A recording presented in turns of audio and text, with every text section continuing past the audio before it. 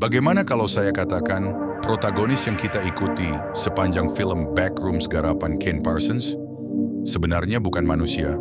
Ya, kalian tidak salah dengar. Selama ini kita semua ditipu secara mentah-mentah. Clark yang hidup normal di dunia luar, yang pulang ke rumah, dan yang berkonsultasi dengan terapisnya, Dr. Mary Klein, hanyalah sebuah kloningan atau entitas tiruan yang diciptakan oleh dimensi Backrooms. Lalu di mana Clark yang asli? Tragisnya, tubuh Clark yang asli sudah lama membusuk dan terdistorsi di dalam labirin kuning, berubah menjadi sosok monster mengerikan berbaju bajak laut yang kita kenal sebagai Pirate Clark. Tapi kengerian film ini tidak berhenti di situ. Di akhir film, Dr. Mary yang mengetahui rahasia kelam ini justru sedang mengantre ajal untuk dibungkam secara brutal oleh organisasi misterius Asing. Siapkan mental kalian, karena di video kali ini kita akan membedah tuntas plot twist paling jenius sekaligus paling kelam dari film Backrooms A24, rahasia kotor proyek Asing, dan nasib tragis Mary yang selamanya terjebak dalam siklus trauma. Mari kita mulai dari akar masalahnya. Siapa sebenarnya Clark? Di awal film, Clark digambarkan sebagai pemilik toko furnitur yang sedang diambang kebangkrutan.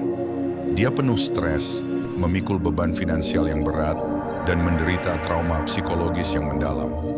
Tekanan mental inilah yang memicu lubang dimensi atau null zone terbuka di bawah toko furniturnya. Ketika Clark asli pertama kali jatuh ke dalam Backrooms, dimensi tersebut tidak sekadar mengurungnya. Backrooms di film ini digambarkan memiliki sifat eksistensial yang mengerikan. Ia menyerap trauma dan ingatan manusia seperti spons. Karena Clark begitu terobsesi dengan maskot tokonya, sebuah papan iklan bajak laut, manifestasi ketakutan dan kegagalannya berwujud menjadi monster fisik berbaju bajak laut alias Pirate Clark. Jiwa dan raga Clark asli terserap total ke dalam monster ini, membuat dirinya kehilangan kemanusiaannya sama sekali.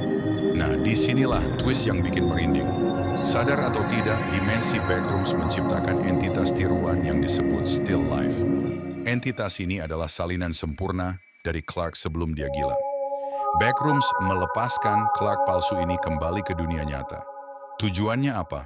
Untuk menggantikan posisi Clark asli di realitas kita agar dunia luar tidak curiga, sekaligus menjadi jangkar agar dimensi Backrooms bisa terus menyedot energi psikologis dari orang-orang di sekitar Clark.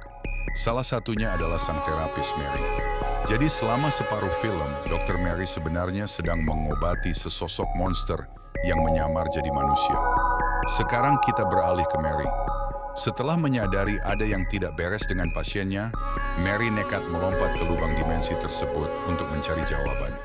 Di dalam sana, dia berhadapan langsung dengan kenyataan mengerikan tentang Clark asli yang sudah bermutasi menjadi monster.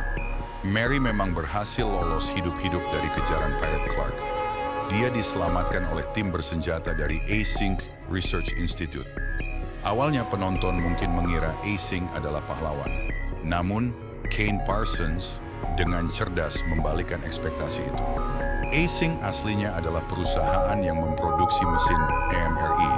Namun, keserakahan membuat mereka terobsesi untuk memetakan, menguasai, dan memonetisasi dimensi liminal ini tanpa peduli risikonya. Bagi Asing, Mary bukanlah korban yang harus dilindungi. Mary adalah ancaman terbesar bagi investasi miliaran dolar mereka. Mary dibawa ke fasilitas interogasi rahasia milik Asing. Di ruangan inilah nasib Mary berada di ujung tanduk. Asing mencecar Mary untuk membocorkan semua informasi yang dia ketahui tentang kloningan Clark dan entitas di dalam sana. Ketika Mary menolak bekerja sama dan mengancam akan membongkar eksperimen ilegal ini ke publik, wajah asli Asing keluar. Mereka tidak akan membiarkan Mary pulang. Narasi film mengimplikasikan dengan sangat jelas bahwa Asing sebentar lagi akan membunuh Mary. Mereka akan melenyapkannya secara permanen atau sengaja membuangnya kembali ke dalam labirin kuning agar konspirasi ini terkubur selamanya.